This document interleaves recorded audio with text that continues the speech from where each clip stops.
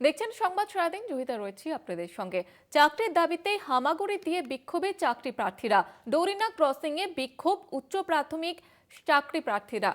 11 বছরের বঞ্চনার প্রতিবাদে প্রতীকী নবান্ন অভিযান, রাজপথে কয়েকশো উচ্চ প্রাথমিক চাকরি প্রার্থী।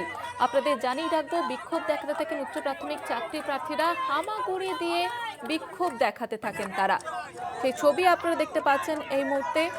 কয়েকশো উচ্চ প্রাথমিক চাকরি প্রার্থী তারা হামাগুড়ি দিয়ে বিক্ষোভ দেখাতে থাকেন। প্রতিনিধি অরিত্র ঘোষ রয়েছে আমাদের সঙ্গে টেলিফোন লাইনে। অরিত্র, ঠিক কি কি দাবি তুলে ধরেছেন বিক্ষোভকারীরা?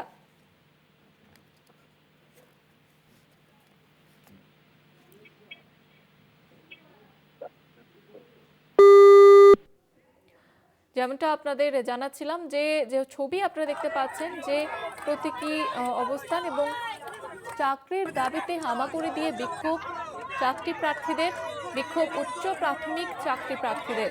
যে ছবি আপনারা দেখতে পাচ্ছেন, একাধিক দাবি দেওয়া নিয়ে ডোরিনা ক্রসিং এ বিক্ষোভ চাকরি প্রার্থীদের, হাতে প্ল্যাকার্ড নিয়ে হামাগুড়ি দিয়ে তারা বিক্ষোভ দেখাতে থাকেন।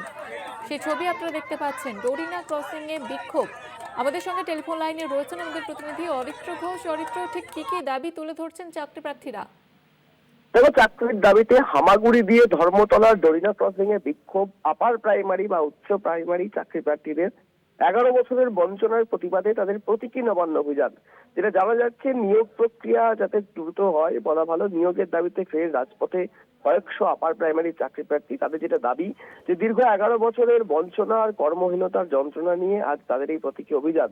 আন্দোলনকারীদের তরফে যেটা দাবি করা হয়েছে, যে দীর্ঘ 1 দশকেরও বেশি সময় ধরে তারা নিয়োগের অপেক্ষায় দিন গুনছেন। মরণবাচল লড়াইয়ের মাধ্যমে তারা সরাসরি প্রশাসনের শীর্ষ স্তরে নিজেদের যন্ত্রণার কথা পৌঁছাতে চান।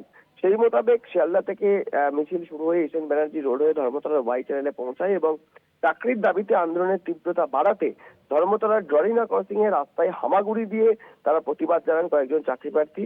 এবং বিকেল 3টে নাগাদ তারা 5জন প্রতিনিধি নবান্নে গিয়ে মুখ্যমন্ত্রী দপ্তরে চাকরির দাবিতে ডেপুটেশন জমা দেবেন বলে এখনো পর্যন্ত জানা যাচ্ছে।